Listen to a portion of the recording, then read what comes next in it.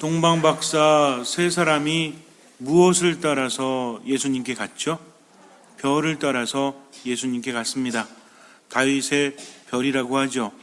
동방박사들은 어디가 목적지인지 모릅니다. 그저 별이 인도하는 대로 나아갈 뿐이에요. 별이 멈추면 그들도 멈추고 별이 나아가면 그들도 나아가야 합니다. 구약의 백성들은 하느님께서 알려주시는 대로 받아들이고 그것을 따라야 했습니다. 광야에서 헤매던 이스라엘 백성들이 언제가 될지는 모르지만 그래서 이집트에서 이스라엘까지는 약 500km 또는 600km 정도, 그런데 그들은 40년 동안 헤매였죠.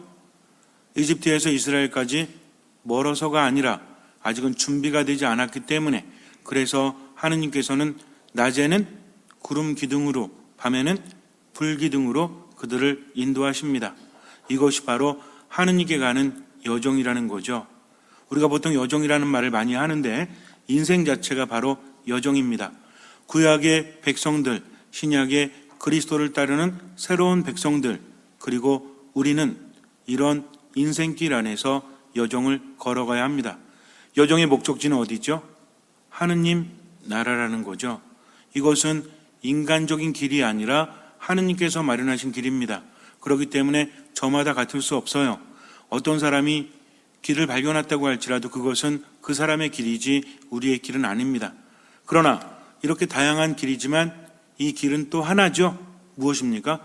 예수 그리스도이십니다. 길이요 진리요 생명이신 예수 그리스도, 그분을 통하지 않고는 아무도 하나님 나라에 들어갈 수 없기 때문입니다. 어쨌든지 간에 어느 길을 가야 할지 모르지만 누구를 만나면, 예수 그리스도를 만나면 우리는 목적지에 도달할 수 있다는 거죠. 우리들의 인생이 바로 이것이요, 신앙인은 예수 그리스도를 중심으로 살아갑니다. 그런데 세상이 만만치가 않아요. 하느님 안에 머물고 싶은데 세상이 너무나 힘들고 괴로울 때가 있습니다. 인생이라는 것은 즐거움만 있는 것이 아니라 인생이라는 것은 때로는 고통과 괴로움, 슬픔이 있다는 거죠. 그럴 때면 우리는 이렇게 생각해요. 왜 하느님께서는 우리를 내버려 두실까? 우리를 너무나 사랑하신다면서 왜 이렇게 아픈 경우에, 이렇게 힘든 경우에 우리를 내버려 두신단 말인가? 라는 생각을 할 때가 있습니다. 그러나 하느님께서는 분명히 보여주십니다. 문제는 내가 눈을 닫고 귀를 막고 있기 때문에, 아무리 하느님께서 우리에게 보여주신다고 할지라도, 길을 알려주신다고 할지라도 내가 바라보지 않으면, 내가 듣지 않으면 그 길은 찾을 수가 없기 때문입니다.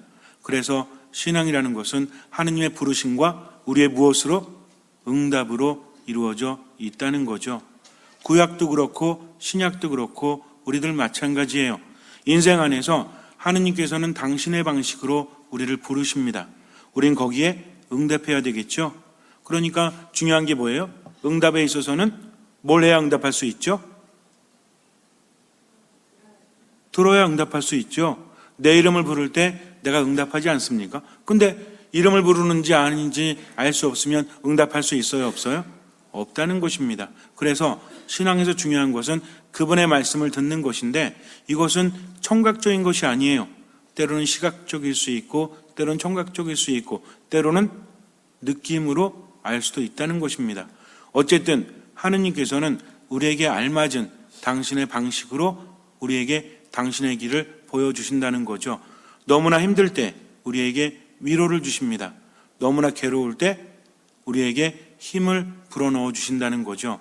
그렇기 때문에 겸손한 마음으로 귀를 기울일 수 있어야 하는데, 이러한 체험은 모두가 다르다는 거죠.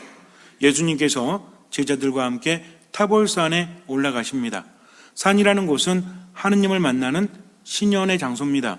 그래서 구약의 백성들, 신약의 백성들 마찬가지로 산 위에서 하느님을 만나죠. 예수님께서도 저녁 때가 되면 또는 이른 새벽에 어디 가셨어요? 산에 가셔서 하느님 아버지와 일치하는 시간을 갖습니다. 모세도 그랬고 엘리야도 그랬고 구약의 예언자들도 어디에서 하느님 만났죠? 산에서 하느님을 체험했다는 거죠. 그래서 산이라는 곳은 신현의 장소다. 하느님께서 나타나시는 장소예요. 그래서 우리도 산에 가면 뭔가 느껴지는 게 있지 않습니까? 깊은 산일수록 그런 것 같아요. 그리고 유럽에 가보면 성인들이 많이 나온 지역을 보면 뭐가 발달했어? 산이 발달했어요. 산이 굉장히 깊고 산이 굉장히 좋습니다. 우리나라도 산이 많죠? 그러니까 누가 많이 나와야 돼? 성인이 많이 나와야 되는데 글쎄요, 103위 성인이 있긴 하지만 어쩌면 우리가 산을 잃어가는 만큼 우리들의 영혼도 점점 생기를 잃어갈지도 모른다는 개인적인 생각도 해봅니다. 어쨌든 예수님께서 타볼산에서 당신의 세 제자들과 함께 모세와 엘리야를 만나시는데 이때 제자들은 특별한 체험을 하게 됩니다. 왜냐하면 그동안 믿고 따랐던 예수님께서 모습이 변하셨기 때문에 어떤 마전장이도 만들 수 없을 만큼 하얗게 빛나는 옷으로 예수님께서 변화되시죠. 그분의 빛은 눈을 뜨고 바라볼 수 없었습니다. 더군다나 모세와 엘리야가 예수님과 이야기를 나누고 있어요. 예수님이 중심이 된다는 얘기죠. 모세는 어떤 사람이죠? 이스라엘 백성들에게 하나님의 율법을 전해준 사람이죠. 엘리야는 예언자들의 대표입니다. 그래서 승천한 사람이에요. 이스라엘 백성들에게 있어서 이 두 사람은 너무나 대단한 사람이에요. 그런데 누굴 만나고 있죠? 예수 그리스도를 만나고 있습니다. 율법과 예언이 예수님 안에서 완전히 빛을 내고 완성이 된다는 거죠. 이럴 때 제자들은 너무나 가슴이 뛰었을 거예요. 왜냐하면 우리가 따르는 우리의 스승님이야말로 메시아였구나. 저분이야말로 참으로 대단하구나. 그러니까 황홀경에 사로잡혀서 거기를 떠나고 싶지 않아요. 그래서 예수님께 이야기하죠. 주님, 원하신다면 저희가 초막 셋을 지어서 하나는 주님께, 하나는 모세께, 하나는 엘리야께 드리고 여기서 지내면 좋겠습니다. 하지만 이런 말은 금방 무시를 당해요. 갑자기 구름이 그들을 덮더니 그들은 두려움에 떨죠. 신년 앞에서 인간은 두려워 떨 수밖에 없어요. 아주 신비롭기 때문입니다. 그러면서 하늘에서 어떤 소리가 들리죠? 이는 내 사랑하는 아들이니 너희는 그의 말을 들어라. 신앙에 있어서 가장 중요한 게 뭐라고 했습니까? 내가 느끼는 게 중요한 것이 아니라 그분의 말씀을 듣는 것이라고 했죠. 요거를 우리가 잊으면 신앙 안에서 잘못 나갈 수 있기 때문입니다. 하느님께서는요, 신적인 체험을 필요할 때 주신다는 거죠. 성인들도 그런 체험을 했지만 우리도 반드시 그런 체험을 하고 있다는 겁니다. 하지만 그 방식이 내가 원하는 방식이 아니라 하느님께서 원하시는 방식으로 내게 주신다는 거죠. 가끔 그런 생각하지 않으십니까? 뭔가 커다란 기적이 일어나서 파티마의 태양의 기적이라든지 아니면 여러 가지 기적이라든지 이런 것들이 내 주변에서 나타난다면 나는 하느님 따를 수 있을 텐데 라고 생각하는 경우도 있죠? 없으세요? 가끔 초자연적인 현상이 내 안에서 일어나서 하느님께서 좀 나에게 알려주시면 어떨까? 좀 어릴 때 그런 생각을 했습니다. 제 방에 있는 십자가 위에서 예수님께서 내려오셔가지고 맨날 얘기를 하시는 거예요.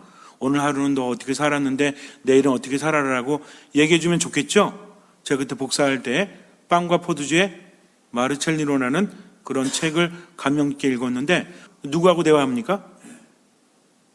맨날 고아였는데 누구랑 대화했죠? 예수님과 대화했잖아요.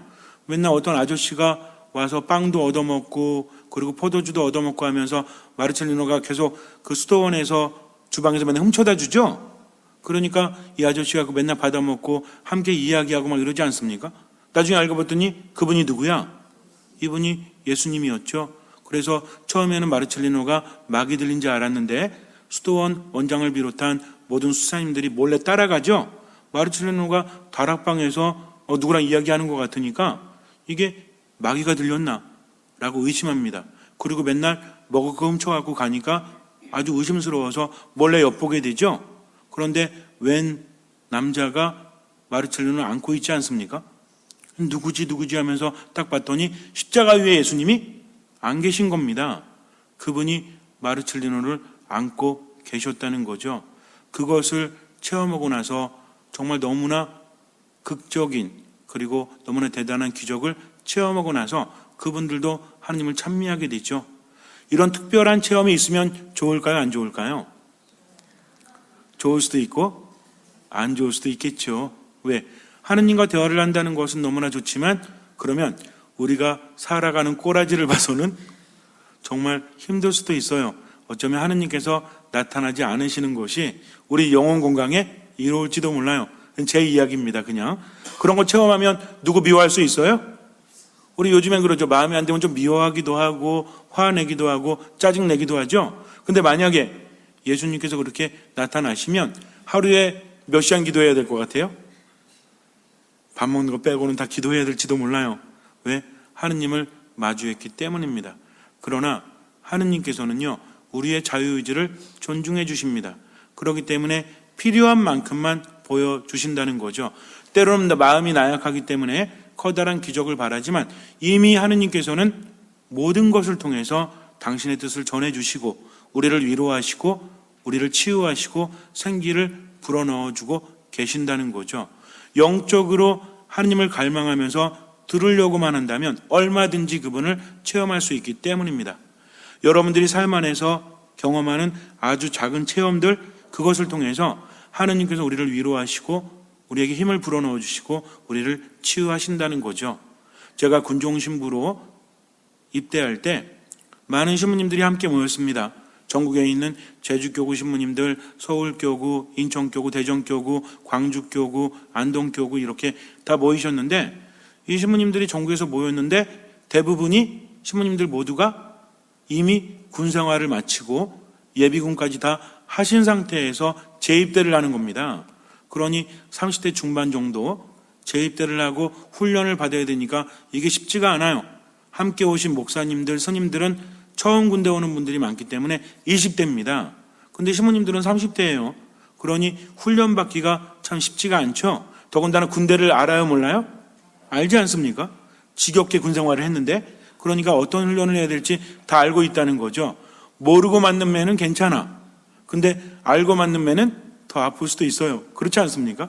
가끔 그런 생각을 합니다. 옛날에 저 어렸을 때, 지금은 그런 일이 없지만 가끔 선생님들이 단체로 기합을 줄 때 있죠. 저 중학교 때인가 그런 기억이 나는데 갑자기 선생님이 들어오시더니 밑에 뭐가 떨어져 있었어요. 이거 누가 떨어뜨렸냐요? 아무도 알지 못하죠. 그랬더니 갑자기 책상 위로 다 올라가 이렇게 하시는 거예요. 그래가지고 창가에 있는 맨 문 앞에 있는 학생부터 선생님이 때리기 시작했어요. 그러면은 모든 관심이 어디 있죠? 몇 대나 때리실까? 왜? 그것만 참으면 되니까. 그래가지고 이제 앞에서 한 3대 맞았어요. 3대씩 맞고 옵니다. 그럼 맨 뒤에 사람은 어때? 맞은 애가 부럽죠? 제가 3분단에 있었는데 제 앞까지 선생님이 때렸어요. 이제 내가 맞는구나. 이제 맞으면 그래도 속은 시원하겠지 그랬는데 갑자기 누가 오더니 선생님 그러더니 교감 선생님 부르신대요. 그러니까 선생님이 제 앞까지 때리고 그냥 가셨습니다. 그날 하루는 어땠을까요? 좋을 수도 있고 안 좋을 수도 있죠. 왜? 와서 마저 때리실지도 모르니까. 그게 공정하지 않습니까? 근데 그날만 지나면 괜찮으니까. 이런 기억들도 있죠. 어쨌든 근데 군대라는 곳이 가고 싶지 않은 곳일까요? 가고 싶은 곳일까요?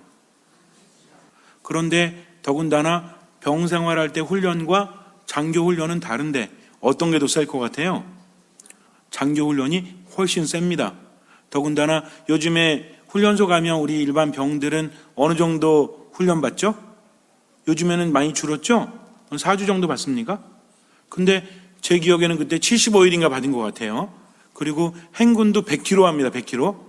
60km 갔다가 화산 유격장에서 유격 훈련하고 40km 걸어오는 겁니다. 그러니까 얼마나 세요? 더군다나 다른 사람들은 20대인데 신부님은 30대니까 더 힘들죠? 그래서 이제 하루하루가 너무나 힘들었어요. 근데 월요일부터 금요일이 지난 다음에 토요일 날 오후가 되면 종교 행사가 있습니다. 그래서 신부님들이 도열해서 이제 군가를 부르면서 성당을 향해서 가는 거예요. 삼사관학교에 삼위일체 성당이라고 바로 군종 성당이 있는데 거기에 도착을 하면 주임 신부님과 그리고 거기에 신자 자매님들, 군인 가족들이죠. 이런 분들이 맞아줍니다. 그리고 딱 들어가면 뭐가 기다리느냐? 통닭, 맥주 이런 게 기다려요. 그러니까 거기에서 함께 먹고 마시고 또 그 다음날 미사하고 그리고 끝나고 나면 다시 돌아가는 거죠. 월요일부터 뭐만 기다릴까요? 토요일만 되기만을 기다립니다. 병사들과 똑같아요. 신부님들도 그렇게 생활을 마치는데, 근데 한 3주 정도 지났을 때 제가 어떤 생각을 했냐면, 쫓겨나야 되겠다. 이건 도대체 나랑 맞지 않아. 군대는 나랑 전혀 맞지 않는구나라는 생각을 했어요. 아마도 군대가 자기랑 맞는다고 생각하는 사람은 아무도 없을 거예요. 근데 이게 보통 목사님들이나 스님들은 군필을 안 했기 때문에 쫓겨나면 병사로 끌려가야 되지만, 신부님들은요, 쫓겨나면 그걸로 끝이에요. 그냥 돌아올 수 있는 겁니다. 근데 이게 쫓겨나기가 쉽지가 않으니까 뭐가 있었냐면 상벌제가 있습니다. 일반 병사들 아니기 때문에. 그래서 훈련 때 제대로 받지 못하면 임관을 하지 못하는 거예요. 임관을 할 때 신부님들은 대의로 임관을 하십니다. 근데 대의고 뭐고 나발이고 우선은 빨리 나갔으면 좋겠다 그래가지고 일탈행위를 하기 시작했어요. 경례 안 붙이기, 그 다음에 불량하게 걷기, 그리고 군복 빼내서 입기, 말도 안 되는 짓을 하기 시작을 해가지고 벌점을 많이 받았는데, 어느 날 토요일에 성당에 갔다가 이제 기도하고 또 먹고 주일날 성당에 가서 미사를 하는데, 신부님들만 미사를 하는 것이 아니라 거기에는 훈련받는 여러 부류의 후보생들이 있습니다. 학사 장교들이 있고요, 여군 후보생들이 있고 의정이 있고 굉장히 많아요. 근데 미사 끝나고 나서 신부님이, 본당 신부님이 말씀하시기를, 신부님들 그래도 신부님들이시니까 여기 온 이 후보생들과 함께 상담도 해주고 함께 대화를 나눴으면 좋겠습니다라고 해요.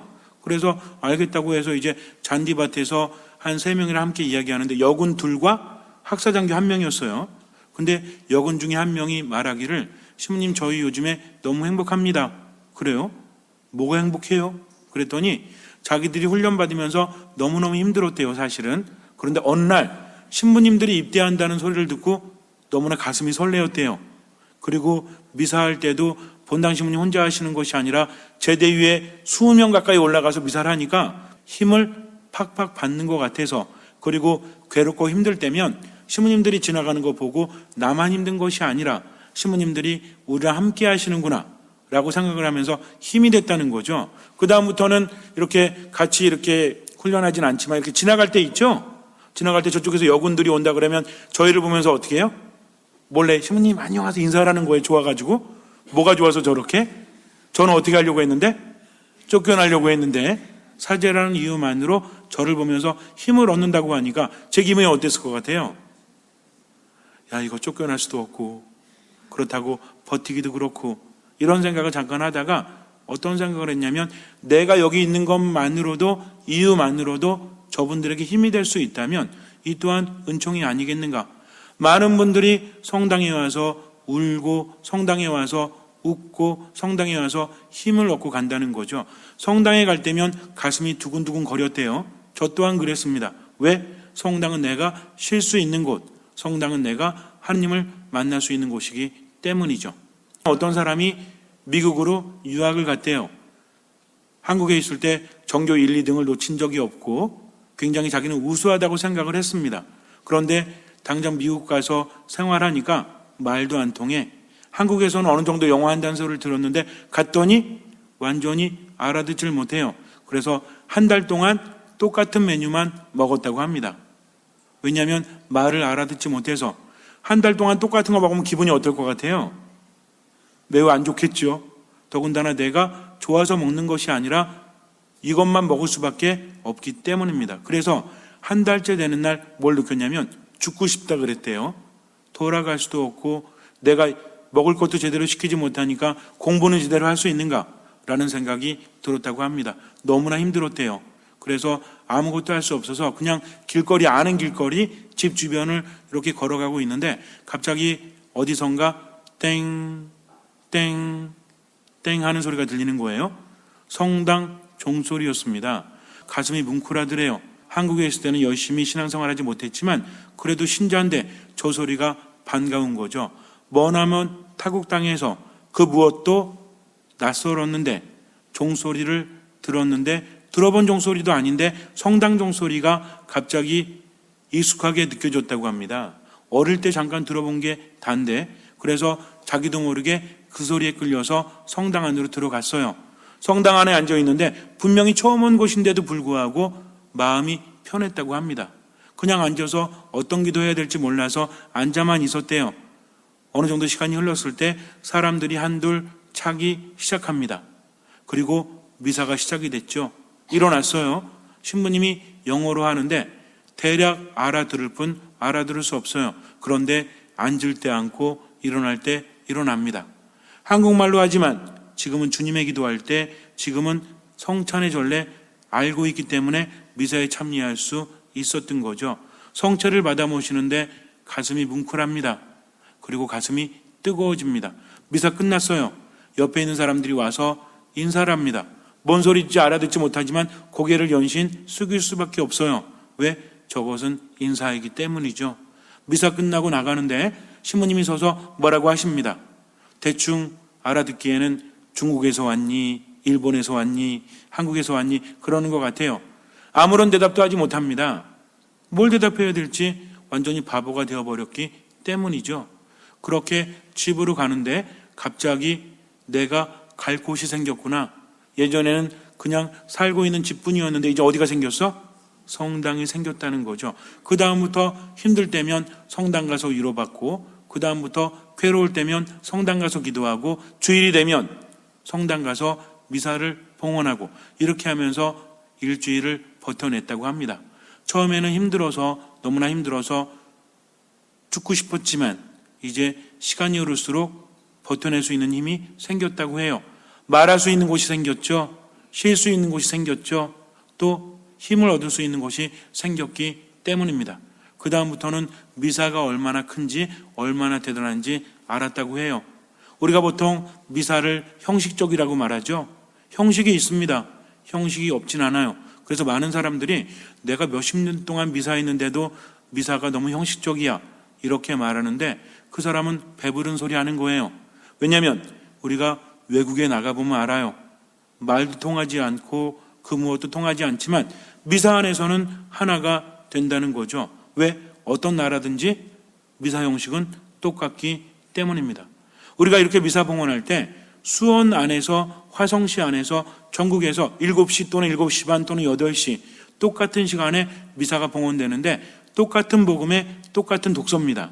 신부님들도 비슷한 이야기를 할 거예요. 그리고 8시간 후에는 유럽에서 똑같은 미사가 봉헌이 됩니다. 이것이 기적이 아니겠습니까? 이번에 성지순례 하면서 느낀 것 중에 하나가 뭐냐면 우리가 미사를 하는데 유럽에는 성당이 많아요. 그러나 미사하는 곳은 많지 않아요. 왜냐하면 성당이 너무 많아서 그래요.